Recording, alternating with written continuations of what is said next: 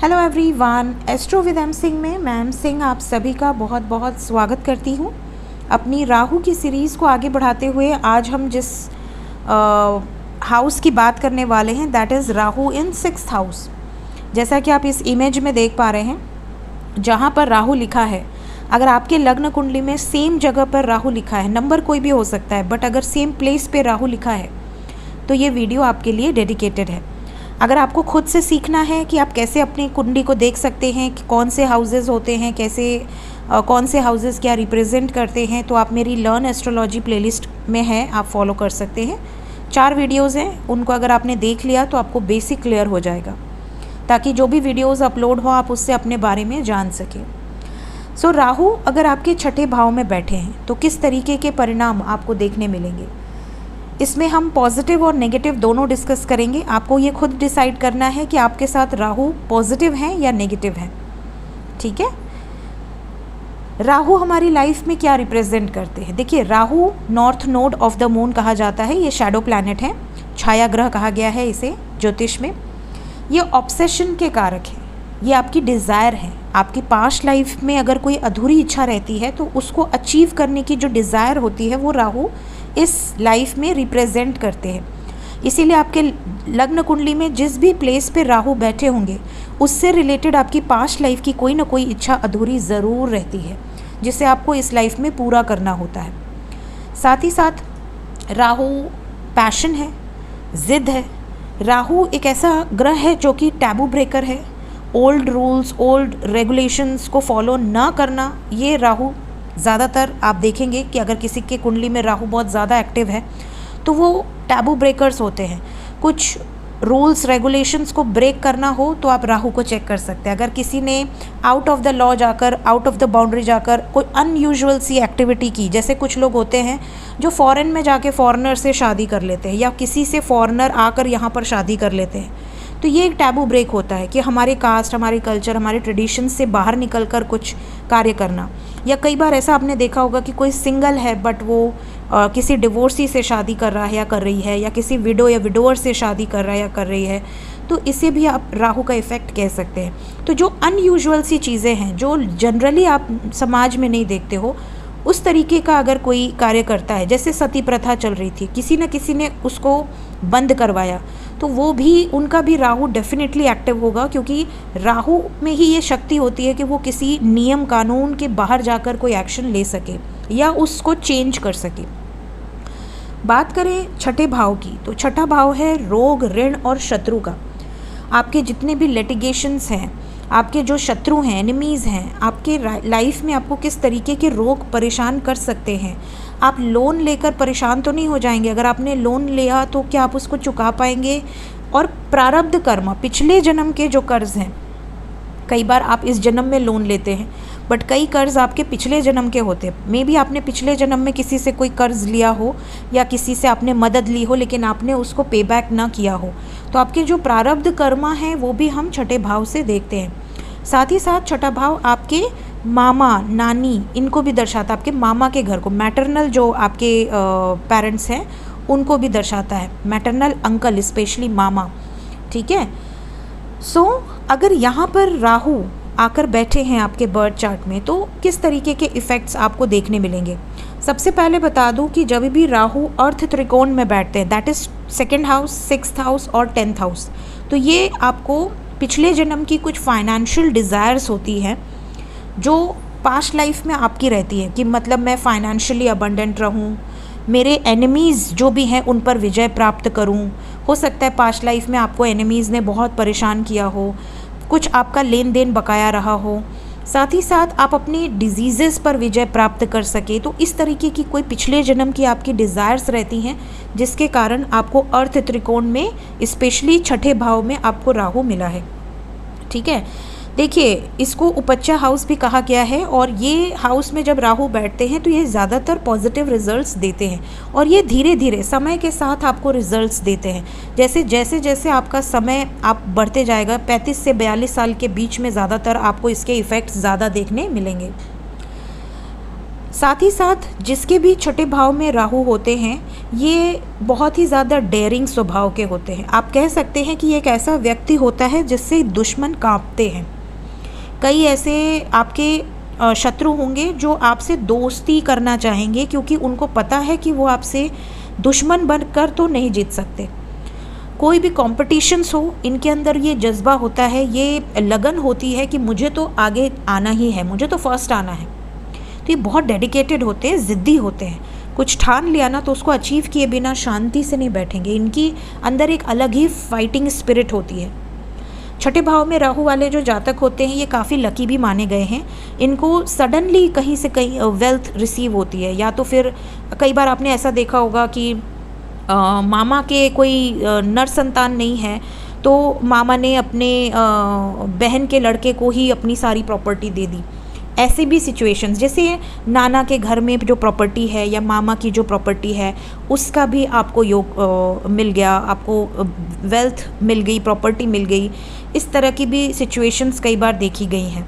या फिर नाना नानी की इकलौती लड़की आपकी मॉम है, तो आपको अपने घर की, अपने पिता के घर की प्रॉपर्टी तो मिली ही, साथ ही साथ आपको अपने नाना नानी की जो प्रॉपर्टी है वो भी आपको मिल गई।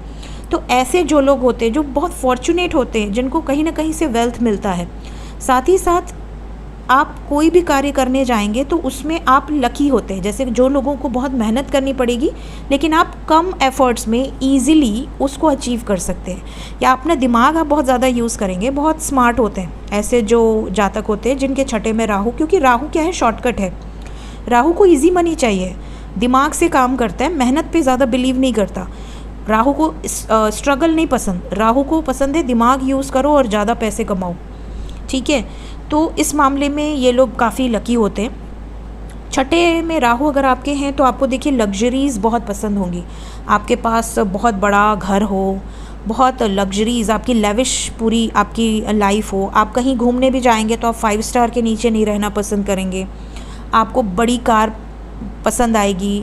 घर में आपके मल्टीपल कार्स हो सकती हैं। बहुत सारे आपके शौक़ घूमने फिरने से रिलेटेड, महंगे कपड़े से रिलेटेड, महंगे जूते, महंगी वॉचेस, इस तरह की आपकी शौक़ हो सकते हैं। अब आप उसको अचीव कर पा रहे हैं या नहीं कर पा रहे, ये अलग बात है। हो सकता है कि आपके शौक़ ऐसे हैं बट आप अभी स्ट्रगल कर रहे हैं, आप उसको अचीव करने के लिए मेहनत कर रहे हैं। लेकिन ज़्यादातर ऐसा देखा गया कि इनके शौक़ बहुत बड़े होते हैं। हो सकता है कि इनके घर में 2 रोटी खाने के लिए ना हो, बहुत मेहनत से ये अर्न कर रहे हो, इनके पिता या माता बहुत मेहनत करते हों लाइफ को आगे चलाने के लिए, आपकी फ़ीस भरने के लिए भी स्ट्रगल होता हो, लेकिन आपके सपने बड़े होंगे। आप बचपन से ही आपके मन में ये डिज़ायर होगी कि यार मेरे मम्मी पापा को तो मैं बहुत खुशियाँ दूंगा या दूंगी, मैं तो बड़ी होंगी या बड़ा होऊंगा तो ये सब कुछ अचीव करूँगा। तो इस तरह की जो डिज़ायर होती है ना, ये राहु दे देता है। तो ऐसे जो जातक होते हैं, इनका बचपन भले प्रॉब्लम में बीता हो, स्ट्रगल हो, इनके पेरेंट्स को काफ़ी स्ट्रगल करना पड़ा हो, लेकिन ये अपनी लाइफ में अचीव ज़रूर करते हैं जो ये डिज़ायर करते हैं। इनके शत्रु बहुत होते हैं, इनके हिडन एनिमीज़ भी होते हैं, छुपे हुए शत्रु, लेकिन ये हार्म नहीं होते। इनको शत्रु कितना भी कोशिश कर लें हराने की, ये हारते नहीं हैं। इनका माइंड बहुत ब्रिलियंटली वर्क करता है। साथ ही साथ ये भी बता दूं कि आपकी लाइफ में प्रॉब्लम बहुत आएगी, क्योंकि छठा भाव डेली जो स्ट्रगल है, आपकी डेली जो आपकी लाइफ में डे टू डे जो एक्सपेंसेस हैं, डे टू डे जो स्ट्रगल होती है लाइफ को सस्टेन करने की, इसमें आपको प्रॉब्लम बहुत आएगी। लेकिन आपकी प्रॉब्लम सॉल्व भी तुरंत हो जाएगी। जैसे प्रॉब्लम आई और गई, ऐसी सिचुएशन ज़्यादातर आपके साथ होगी। क्योंकि ये हाउस डिजीज़ेस का भी है, तो ऐसे में जातकों को कई बार डिजीज़ेस होते हैं और ठीक भी हो जाते हैं। अगर राहु पॉजिटिव है तो डिजीज़ेस आएंगे भी और ठीक भी हो जाएंगे। ठीक है, ये भी देखा गया है कि ऐसे जो जातक होते हैं, क्योंकि छठा भाव से आप सोशल वर्क को भी देखते हैं, एनिमल लव को भी देखते हैं, तो आपके पास पेट ज़रूर होगा। आपको पेट का शौक़ तो ज़रूर होगा। अगर आपके पेरेंट्स अलाउ नहीं भी कर रहे हैं तो आपको पेट का शौक़ बहुत होता है कि हाँ मेरे पास एक कैट हो, या मेरे पास डॉग हो, या मेरे पास कोई बर्ड हो। वैसे बर्ड रखना नहीं चाहिए बट स्टिल, तो आपके अंदर ये एक एनिमल लव का बहुत ज़्यादा होता है कि आप स्ट्रीट एनिमल्स को फीड कर रहे हैं, आप किसी को भूखा नहीं देख सकते एनिमल्स को, कोई एनिमल्स को मार रहा है तो आपसे बर्दाश्त नहीं होगा, इस तरह की आपकी नेचर होती है। ऐसे जो जातक होते हैं ना, कई बार क्योंकि राहु क्या है, इल्यूजन का कारक है, राहु को धुआं कहा गया है, स्मोक कहा गया है, तो कई बार ऐसे जो जातक होते हैं ना, ये दिखावा भी करते हैं। इनको ऐसा लगता है कि मैं लोगों की सेवा करूं ताकि 10 लोग देखें या 100 लोग देखें। आप देखोगे कई लोग ऐसे होते हैं जो सेवा तो करते हैं, नो डाउट, लेकिन अगर वो 100 लोगों को खाना खिलाएंगे तो उसकी 75 वीडियो खींचेंगे और उसको अपलोड करेंगे। ठीक है, ऐसे जो जातक होते हैं इनको शो करने का शौक़ होता है कि हाँ, मैं अगर कोई काम कर रहा हूँ तो लोग जाने कि हाँ, मैंने कुछ अच्छा किया। देखिए, एक सेंस में तो ये अच्छा भी है कि आप लोगों को प्रेरित कर रहे हैं कि लोग आगे बढ़ें और ऐसे कार्य करें, लेकिन दूसरे सेंस में यह राहु भी अपना एनर्जी को प्रेजेंट कर रहा है इन अ वे कि आप बहुत ही ज़्यादा ग्राउंडेड हैं, आप शो कर रहे हैं, लेकिन एक्चुअली में आपका इसके पीछे इंटेंशन कुछ और है कि हाँ, आप इसको देखें। आजकल आप देखोगे कि लोग, बहुत सारे लोग हैं जो सोशल वर्क तो कर रहे हैं, लेकिन रील्स बना बना के आप उन लोगों को दिखा रहे हो जो आप काम कर रहे हो, उसको आप प्रचार भी कर रहे हो। कई लोग होते हैं जो सोशल वर्क तो करते हैं बट उसको हिडन फॉर्म में रखते हैं। डेली आप सोशल वर्क कर रहे हैं लेकिन आप किसी को दिखाना पसंद नहीं करते।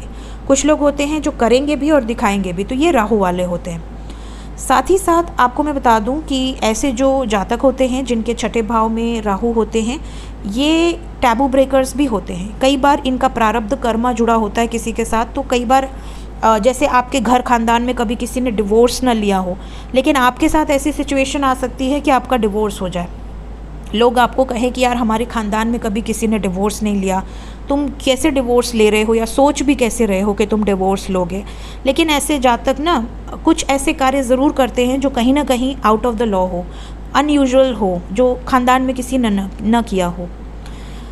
ये भी आप देखना कि अगर आपका राहु छठे में है और आपके मंगल अगर 12th हाउस में है, या इवन मरकरी आपके 12th हाउस में है, तो ये राहु को ख़राब कर देते हैं। कई बार इसके परिणाम फिर नेगेटिव हो जाते हैं। अगर राहु नेगेटिव परिणाम देने पे आ जाए तो कैसा परिणाम हो सकता है? सबसे पहले तो आपके मामा के साथ या मामा की फैमिली के साथ आपके रिश्ते ख़राब हो जाएंगे। ऐसे में कई बार आपके सगे भाई बहनों के साथ भी रिश्ते ख़राब हो जाते हैं। इसके अलावा आप देखोगे कि आप लोन लेकर फंस जाओगे, या तो आप कर्ज़ ले लोगे और आप डिफेम हो जाओगे, मतलब आप कर्ज़ चुका नहीं पाए और आपकी बेइज्जती हो गई, समाज में अखबार में निकल गया, कहीं कुछ हो गया। इस तरह की सिचुएशन भी देखनी पड़ती है। कई बार ऐसा भी देखा गया है कि राहु छठे भाव में है तो नाम खराब होने के साथ साथ आपकी हेल्थ पे भी बहुत बैडली इफ़ेक्ट होता है। कोई ना कोई हेल्थ इश्यूज़ लगी रहेगी और वो रिकवर नहीं होगी। अगर राहु नेगेटिव हैं तो हेल्थ इश्यूज़ होगी, लेकिन रिकवरी नहीं होगी फास्ट। कर्ज़ में इंसान डूब जाता है, स्ट्रेस हो जाता है, बीपी, कोलेस्ट्रॉल, बैक पेन, इस तरह की प्रॉब्लम्स बहुत ज़्यादा हो जाती हैं। ऐसे में आपको ना स्ट्रीट एनिमल्स, स्पेशली डॉग को खाना ज़रूर खिलाना चाहिए। माता दुर्गा की आराधना आपके लिए सर्वोत्तम उपाय है। दुर्गा सप्तशती का पाठ आप कर सकते हैं, एटलीस्ट रोज़ आप पूरा नहीं कर सकते तो एक अध्याय आपको ज़रूर करना चाहिए। अब मैं बताऊं, अगर राहु आपके छठे में है तो इनकी दृष्टि का भी इफ़ेक्ट पड़ेगा। तो इनका आस्पेक्ट कैसे जाएगा? 6th हाउस से बैठ के अपनी 5वीं दृष्टि से ये 10th हाउस को देखेंगे, 7वीं दृष्टि से ये 12th हाउस को देखेंगे, और 9वीं दृष्टि से ये 2nd हाउस को इफ़ेक्ट करेंगे। तो 10th हाउस देखिए आपके प्रोफेशन का है। तो ऐसे जो जातक होते हैं ये टेक्नोलॉजी बेस्ड प्रोफेशन में ज़्यादा अच्छा दिखा सकते हैं अपना परफॉर्मेंस।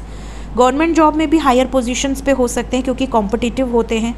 बहुत अच्छे लॉयर बन सकते हैं, स्पेशली ऐसे लॉयर जो ब्रेक करें, जैसे डिवोर्स लॉयर, इस तरह के लॉयर्स, ये बहुत नामी लॉयर्स ये बन सकते हैं।